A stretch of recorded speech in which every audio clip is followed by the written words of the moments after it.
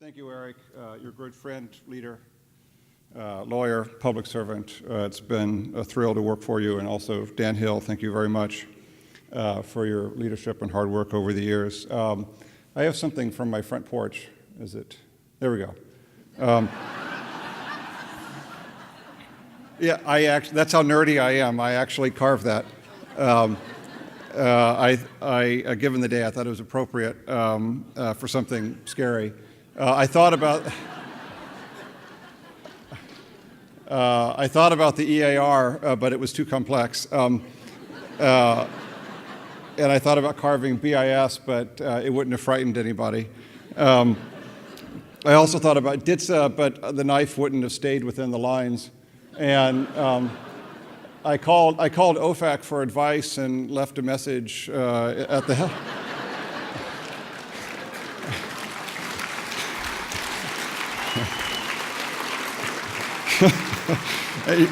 you know how the joke is going to end. They didn't call back. I thought about ISN, but I couldn't get 40 countries to agree. And STA I thought about, but nobody would have cared. So I left it with ITAR. The truly scary thing, though, is I live in Arlington, which is the home, as you know, of a lot of public officials and lawyers and people when they were in high school played the clarinet and did student council and did Model UN instead of going to gym class. And the scary thing is that their kids, actually got the joke. And one 12-year-old wanted to know if the pumpkin applied to FMS or just DCS. So anyway. So other than, why are we here? So we're just take a step back and remember what the purpose of export controls are. It's the regulatory net over the export, re-export, and transfer of physical items, technology, software, and services to various end users, and destinations for a variety of national security and foreign policy purposes. There, that one sentence describes my entire professional life. I suddenly feel very small. Anyway, but I'm actually kind of serious. Whenever you're thinking through an export control compliance analysis, just repeat that sentence and go through and diagram whatever the transaction is that you're dealing with. Ask yourself, what is the verb, what is the noun, what is the direct object, what is the object of the preposition? And you answer each of those questions and you'll be able to do your compliance analysis. Try it. Now, I realize diagramming sentences is not all that exciting for some, and because as they say, export control regulations are a lot like tax law, but without the sex appeal. And I also realize, when you're doing that, your family may have no idea what you're doing. My mother still doesn't know what I do for a living. It sounds interesting, dear, but I'm glad you do what you do. Okay. Anyway, but whatever you're doing to determine compliance by whatever method, I just wanted to sort of echo Eric's point of thanking you for being here and thanking you for spending the time and resources, both by your employers or individually, to understand and comply with the rules, because unless you do that, the very real national security and foreign policy purposes behind the regs aren't furthered. So, as with any area of regulation, export controls are inherently complex. And as you could tell from Eric's speech and what you're going to be hearing, the goal of regulatory simplification is high. In the abstract, there are two ways to make the system more simple. You can require a license everywhere, all the time, always, for all listed items to all destinations, or in the extreme, on the other way, no license is required unless individual transactions are notified by the U.S. government. The first, of course, would impose a dramatic and devastating regulatory burden on exports, and the latter, obviously wouldn't, because of its after-the-fact nature, satisfy the national security and foreign policy objectives. And to add to the complexity, you have the situation which is inherent in the world of foreign policy concerns and priorities change over time. Technologies evolve, newly developed items become more sensitive, other items become more widely available and are less sensitive for the reasons. You have different changes and different issues that evolve regarding specific end users and end users. Small changes in fact patterns can result in completely different outcomes. And also, most of the controls that exist in the regulations, particularly on the dual use side, are a result of negotiations by and among 30, 40 countries that are a result of compromise, and all of the regulations are there as a result of agreements by and among different agencies with different equities and compromises.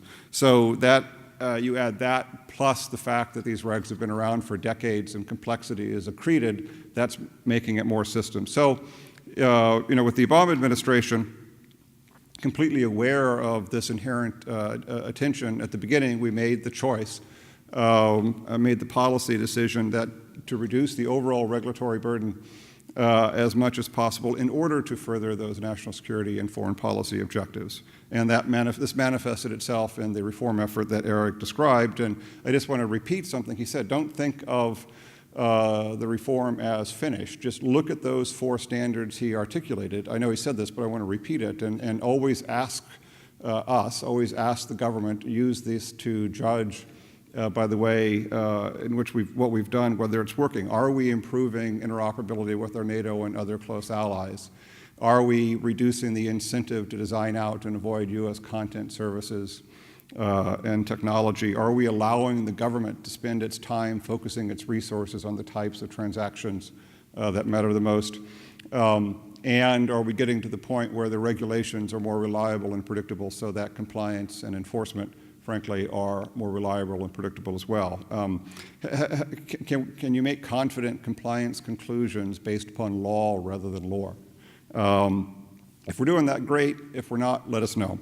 So even though we finished the lion's share of the category revisions and the other types of ECR changes, all this means is that ECR doesn't really end. It's more of a spirit and a process that's now baked into the system. The agencies will continue to review the U.S. munitions list to try to identify those items that provide critical military advantage, and even for trade by and among and between close allies, warrant strict controls. They'll continue to review and adjust the controls that are not clear. And all of this will be done through a transparent, open process of publishing notices of inquiries, asking for advice and thoughts and opinion, fully utilizing the technical advisory committee process, publishing the rules as proposed, sometimes twice, to give industry its input and suggestions and pointing out errors, and then final rules with a massive amount of education, training, and compliance thereafter. And so the first of these examples that's going to kick in is, I think probably in November, will be the first revision of one of the categories, and that's the aircraft and engines rules. And you'll see in that rule what is going to be the standard for all the other rules, in that we've spotted actual mistakes where we're going to fix things that after a couple of years of practical application we realize, based on the comments, could be said more clearly. Some increases in controls on a specific subset of items that, upon reflection, are sensitive. Also, some evolving technologies that need to be described at a higher level. But then on the flip side, as items become more commercially available and upon reflection are less sensitive, warrant, consistent with our regime obligations, reduction in controls. So just to go into a couple of other topics, one example that I mentioned as a goal is to allow the government to focus its resources on things that matter most. And all of you know the commodity jurisdiction process of determining whether something is or isn't subject to the jurisdiction of the State Department. And the way it works is, you submit the request to State. State, of course, has the lead. It asks for advice from Commerce, the Defense Department, and then those are negotiated or discussed rather, and resolved. And to the extent that there is a dispute, it's elevated to the Deputy Assistant Secretary level, and then, if necessary, the Assistant Secretary level for review. In the last year prior to the first category kicking in 2013, there were 23 Deputy Assistant Secretary level CJ meetings from January to August. And in that same period, in the last year, only 2 were needed. That's a rather dramatic shift. And at the Assistant Secretary level, we haven't had to get together for actually several years now to resolve a dispute that couldn't be resolved by either the staff or the DAS level. So whether you like the answer or not on any particular CJ you're getting, at least we're spending less time arguing about jurisdictional status and are allowing ourselves to focus more on more important issues about how things should be controlled. Yeah, I realize not all the agencies always agree all the time, and it would be weird if we did, because we each have different expertise and equities and backgrounds, and the system is deliberately designed that way in order to, oh, that's a good phrase. Deliberately designed that way in order to result in a better outcome. And we still have, improvements to make to particular entries on experience 13G and 13J too. Anyway, but the point of these examples is that we're making the system more reliable and predictable, both for you and for us. On another topic, I know that there are a lot of non-US companies here.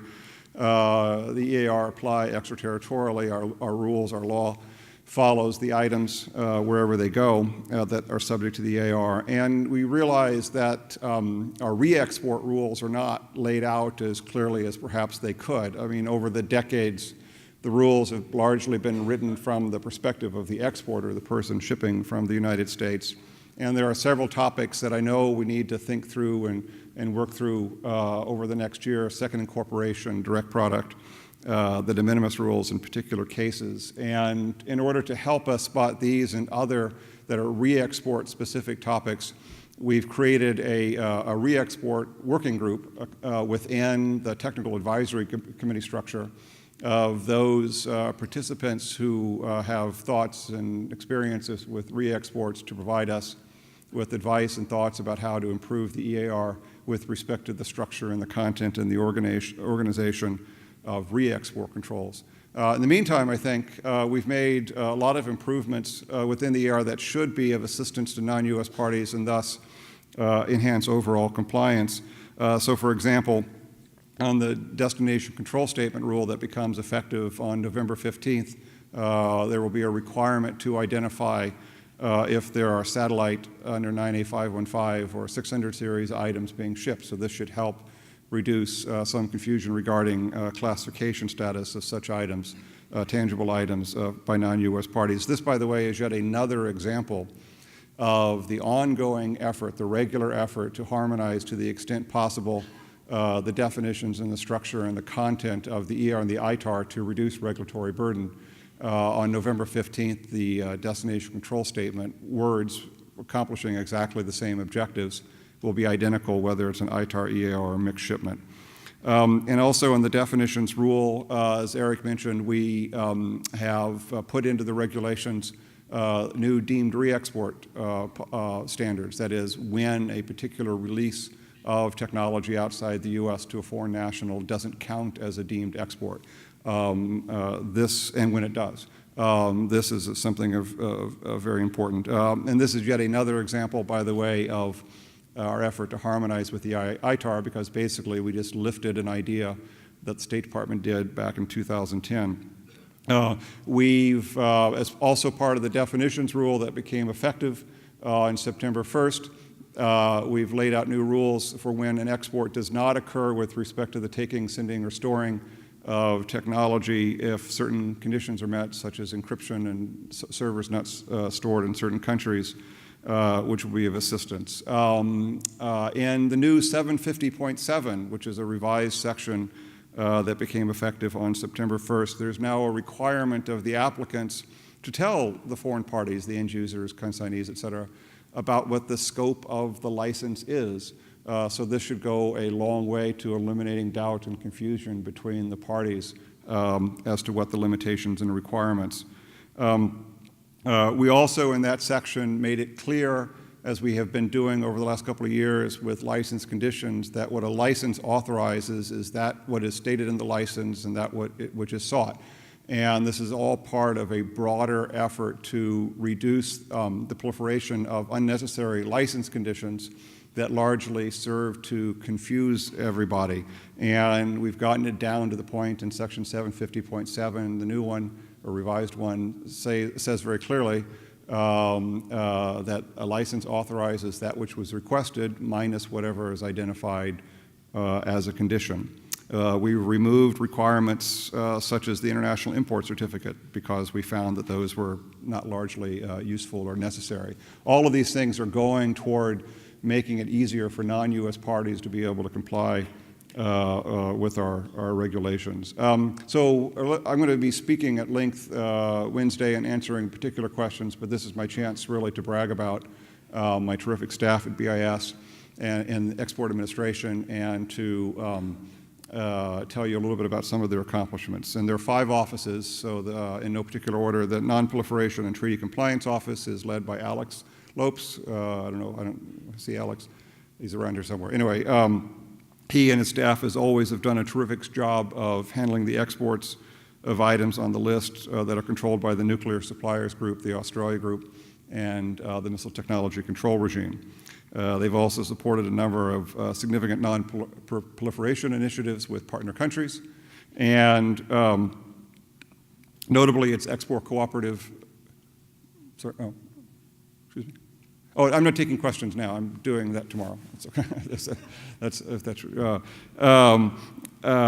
Notably, its export control cooperation initiative with India and aligning its export controls with that of the multilateral export control regime resulted in India's successful accession to the MTCR and current consideration for membership in the Nuclear Suppliers Group. This year, India held its first National Export Control Update Conference, due in large part to these efforts. The office also contributed a significant amount of effort to the interagency work to revise the Biologics and Toxins Controls, Category 14, and the bookends on the commerce regulations. And its Office of Foreign Policy, or it's the Foreign Policy Division, was really busy with all issues pertaining to Cuba and Iran. We're going to get into the details on those over the course of the conference, but this is the office that planned and coordinated and executed the effort, including over 90 Cuba-related outreach events that provided essential information regarding the administration's efforts, particularly, of course, the commerce side.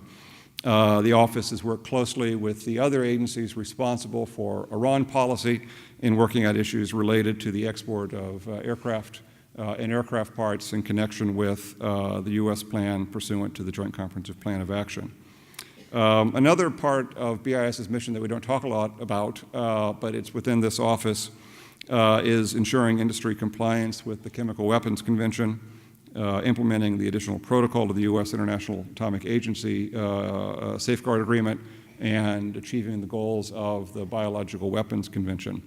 And so, for example, last year the group processed 838 declarations and reports covering the activities of 532 U.S. chemical facilities and trading companies.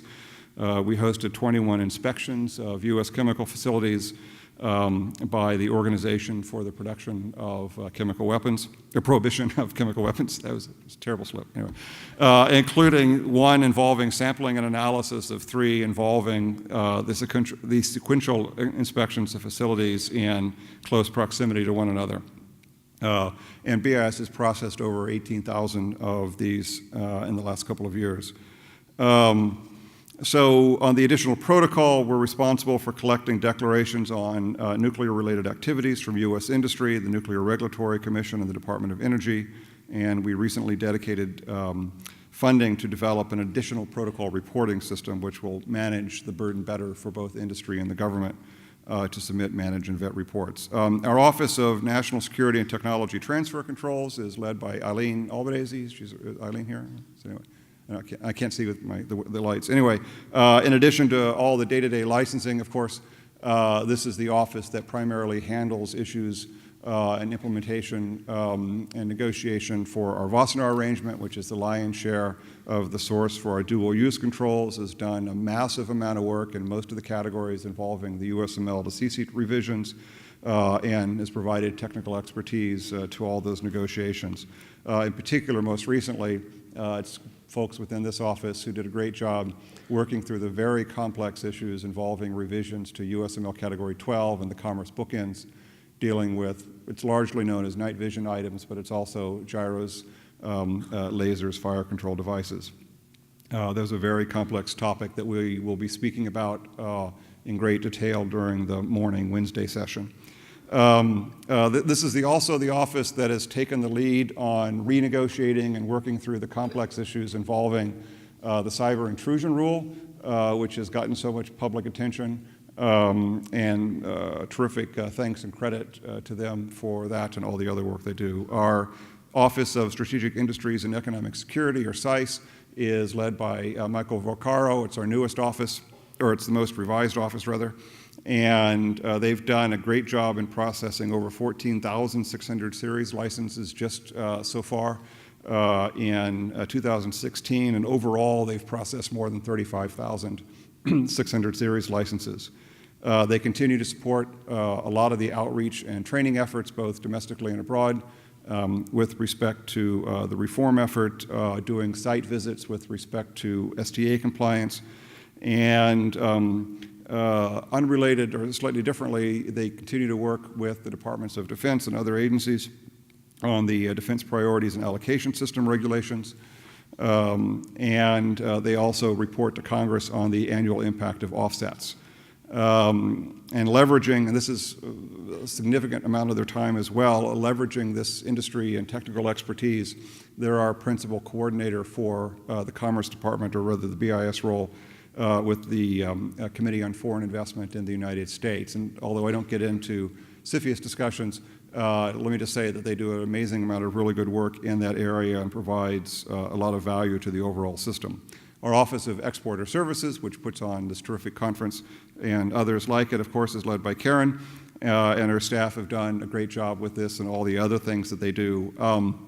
I want to call out in particular its Regulations and Policy Division, which is largely the topic around which, their work is what we're going to be speaking about most of the 3 days, which are the regulations, because literally everything that goes into the Federal Register is written and goes through this office, and special thanks to Hillary Hess for leading that office. I will also want to call out Bill Arvin, one of our Uber reg writers, who is retiring after 42 years of government service. So if you see him, give him your thanks. Eric gave you a few statistics on the activities, but as an example of how important education and outreach is to BIS, I think he said, but I don't recall anyway, we've answered almost 40,000 phone calls and emails through the help desk, have organized 92 ECR outreach events with nearly 10,000 participants, 21 domestic conferences in 12 states, and participated in 15 others.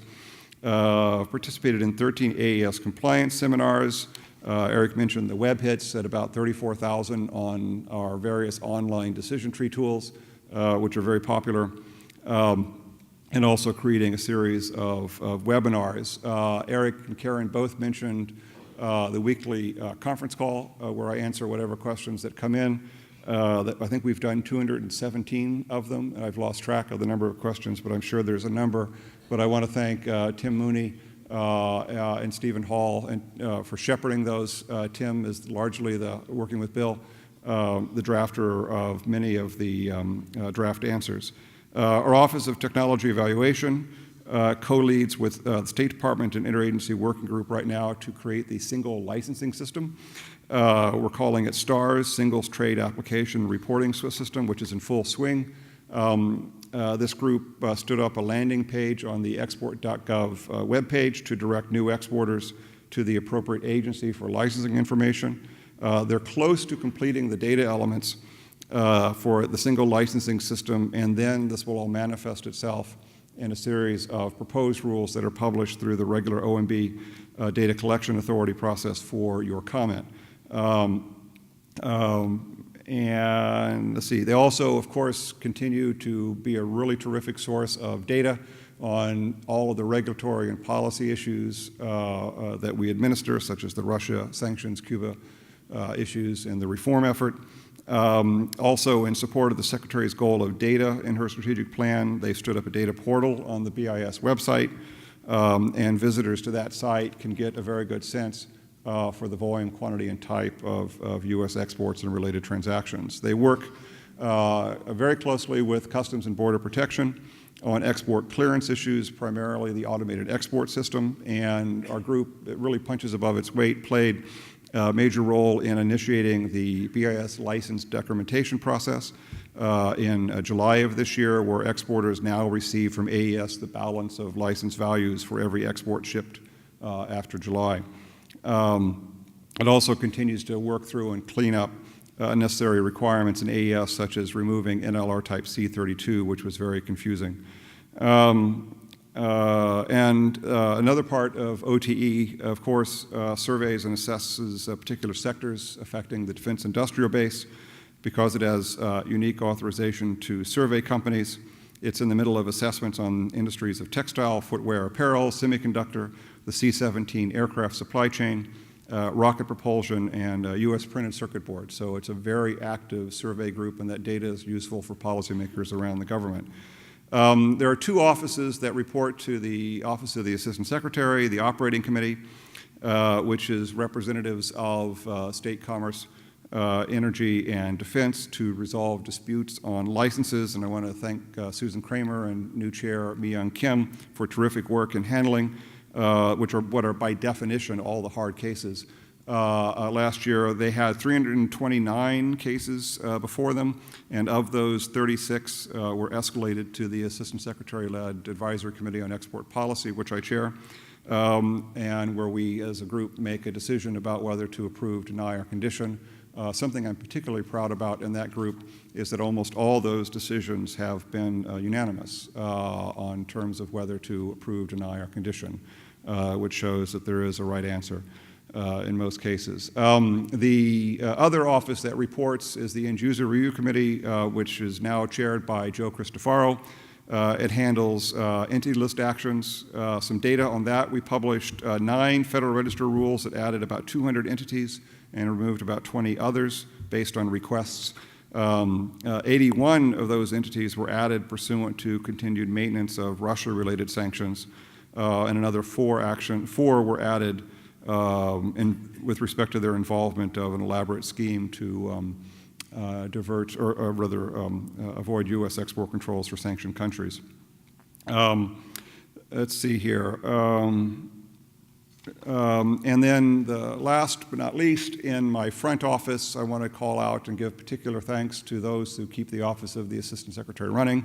Obviously, Assistant Secretary Matt Borman, for whom EA would collapse if he were not there. Patrina Chase and Grace, my assistants, Kathleen Barfield, who's right there, Steve Emmy and Bob Rayrog, and this is a really fun, terrific, well-functioning, intelligent group of public servants.